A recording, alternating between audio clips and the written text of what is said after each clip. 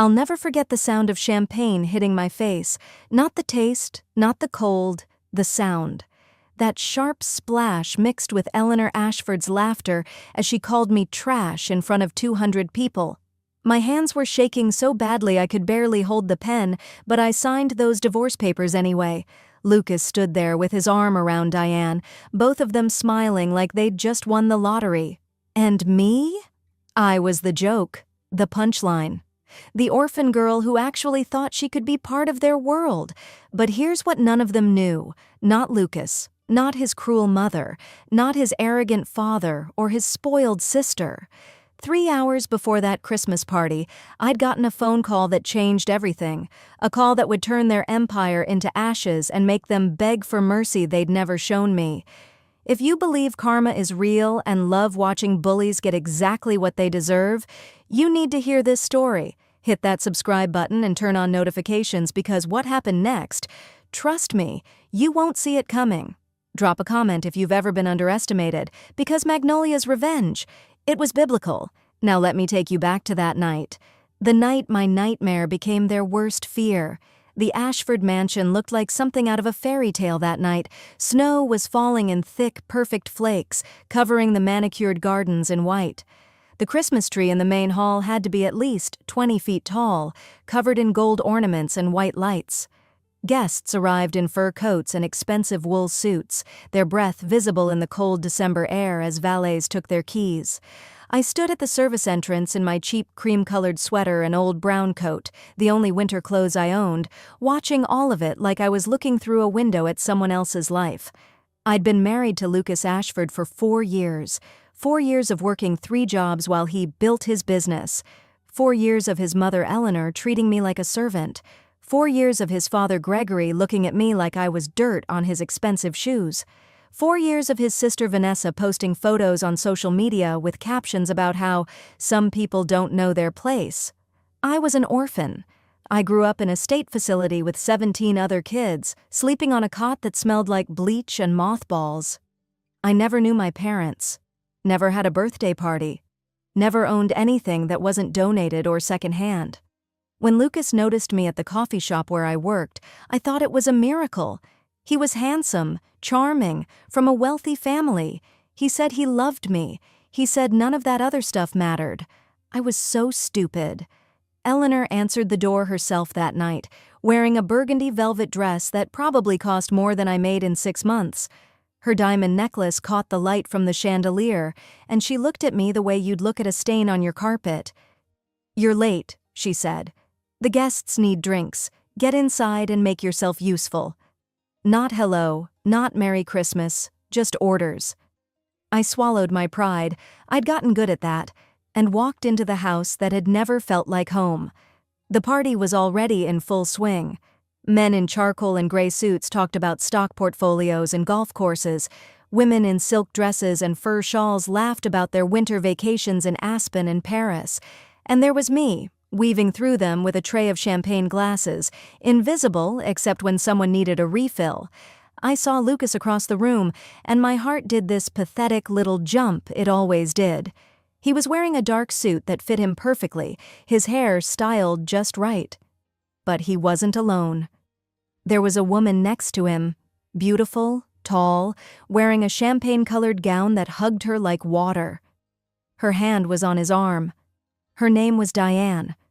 I'd heard Vanessa mention her before, always in that sing-song voice she used when she was being deliberately cruel. "That's Diane Richardson," Vanessa had told me once. "Her father owns Richardson and Associates. You know, the biggest law firm in the state? She's perfect for Lucas, actually went to college, has a family. Not like some people." I'd pretended not to hear. I pretended a lot. The night got worse fast. Gregory cornered me near the kitchen, his breath smelling like cigars and whiskey. "You know what you are, Magnolia. You're a charity case. We let Lucas marry you because he felt sorry for you, but charity has limits." My hands tightened around the tray. "I've worked hard. I helped build—" "You helped nothing," he cut me off. "You're a waitress, a cleaner. You think scrubbing toilets and serving coffee makes you worthy of this family? You're an embarrassment." I wanted to scream. I wanted to throw the tray at him. Instead, I said nothing. I just walked away, blinking back tears because that's what I always did. I survived. I endured. I told myself it would get better. Then Lucas called for everyone's attention. The room went quiet. He was standing on the raised platform near the Christmas tree, Diane right beside him. My stomach dropped. I knew. Before he even opened his mouth, I knew. "Thank you all for coming tonight," Lucas said, his voice carrying across the room. "I have an important announcement to make." He looked directly at me. 4 years ago, I made a mistake. I married someone I thought I loved, but I've realized that mistake has held me back long enough. People were staring at me now, all of them. Some looked uncomfortable. Most looked entertained. Lucas pulled out papers from his jacket pocket. "Magnolia, these are divorce papers. I'm correcting my mistake tonight in front of everyone who matters, so there's no confusion about where we stand." The room started spinning. Eleanor stepped forward with this triumphant smile on her face. She'd planned this. They all had. "Sign them," Gregory said loudly. "You came from nothing. You'll leave with nothing. That's what the prenup says." I walked toward Lucas on shaking legs. My face was burning. People were recording on their phones. Vanessa was literally live streaming this, laughing with her friends in the corner. "Did you really think you belonged here?" Diane whispered as I got close. "Look at you. Look at your clothes, your background. You're nobody." Lucas handed me a pen. The papers were already open to the signature page. I tried to read them, but the words were blurry through my tears. Prenuptial agreement, 0 assets, 0 compensation. That's when Eleanor threw her champagne in my face. The liquid was cold and sticky, soaking into my sweater. The glass shattered on the marble floor. The room gasped, then went silent. "That's for wasting 4 years of my son's life, you filthy beggar," Eleanor said. I signed. My hand was shaking so hard the signature didn't even look like mine, but I signed. What else could I do? I had nothing. I was nothing. At least that's what they'd convinced me to believe. Lucas handed me $500 bills. "For the bus. Consider it charity." Security guards grabbed my arms, actual security guards like I was a criminal, and dragged me toward the door. People were laughing, taking pictures. Vanessa shouted, "Bye, trash! Don't come back!" They threw me out the front gates into the snow. My wedding ring slipped off my frozen finger and disappeared into the white. I didn't bother looking for it. I sat at a 24-hour diner 3 miles away, my phone at 2% battery, my sweater still damp with champagne. I had $247 in my bank account and nowhere to sleep. I was crying so hard I couldn't breathe. The waitress kept looking at me with pity, and that somehow made it worse. That's when my phone rang, restricted number. I almost didn't answer, but something made me pick up. "Miss Wellington?" A woman's voice, professional, urgent. "Wrong number," I said. "My name's Magnolia Ross." "Your birth name is Magnolia Grace Wellington," the woman said. "I'm calling from Wellington Global Industries. It's about your father." I hung up. It had to be a scam. I'd gotten those before, people trying to trick desperate people like me. The phone rang again, and again. "Please listen," the woman said when I finally answered. "My name is Patricia Chen. I'm an attorney. I'm sitting outside the diner right now with a man named Harold, our private investigator. We've been searching for you for 24 years. If you give us 5 minutes, we can prove everything." I looked out the window. There was a black car in the parking lot. 2 people got out. An elderly man in a tan overcoat and a sharp-looking woman in a gray pea coat. They walked into the diner and sat down across from me like this was completely normal. Harold slid a folder across the table. "Open it." Inside were photographs, DNA test results, legal documents, birth certificates, and a picture of a woman who looked exactly like me. Same eyes, same face, holding a newborn baby. "That's Catherine Wellington," Patricia said quietly. "Your mother. She died the night you were born." I couldn't speak, couldn't breathe. Harold leaned forward. "Your father is Jonathan Wellington. He owns Wellington Global Industries, hotels, real estate, technology. It's a $6.2 billion empire.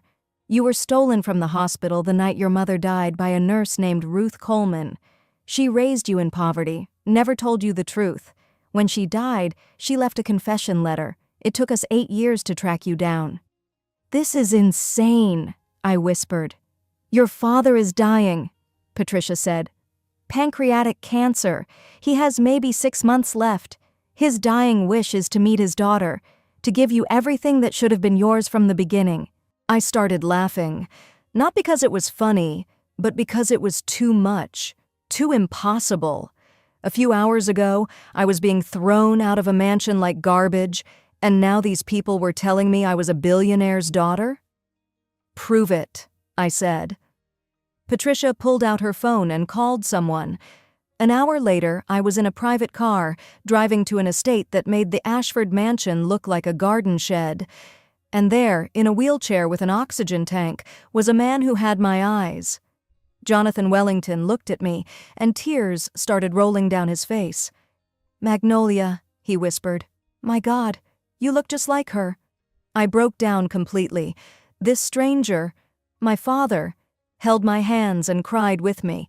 He told me about my mother, how they'd met in college, how brilliant she was, how excited they'd been about having a baby, how she'd died from complications, and how he'd woken up to find his daughter gone, how he'd never stopped searching.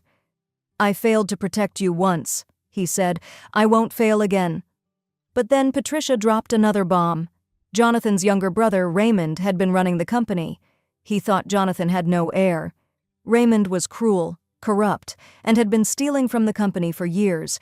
If I revealed myself now, I could be in danger. "We need evidence against him first," Patricia said. "You need to stay hidden, learn the business, and then, when we're ready, we take back what's yours." I agreed, but I had one condition. "I want to destroy the Ashfords first," I said. Over the next 2 months, I transformed. Private tutors taught me business, finance, law. I studied my father's company inside and out. I learned how to walk differently, talk differently, be someone else. And I hired investigators to dig into Lucas and his family. What they found was devastating. Lucas's business was failing. He was $2 million in debt. He'd married Diane not for love, but because her father's law firm could help him. Gregory's company was being investigated for fraud. Eleanor had a gambling addiction and had lost $800,000. Vanessa was being blackmailed over a scandal she'd tried to hide. But the worst part? Lucas had taken the $8,000 I'd saved, money from my 3 jobs, money I'd hidden for emergencies, and gambled it all away. Then he'd forged my signature on loan documents. I was legally responsible for $45,000 in debts he'd created in my name. He'd planned this. Married me, destroyed my credit, divorced me with the debt. I didn't get angry. I got focused. I created a new identity. Madeline Grant, a mysterious European investor. I had my hair styled differently, wore designer clothes, expensive glasses. I looked nothing like the girl they'd thrown out in the snow. Then I approached Gregory Ashford's company with a $10 million investment proposal. He didn't recognize me. None of them did. The board meeting was surreal.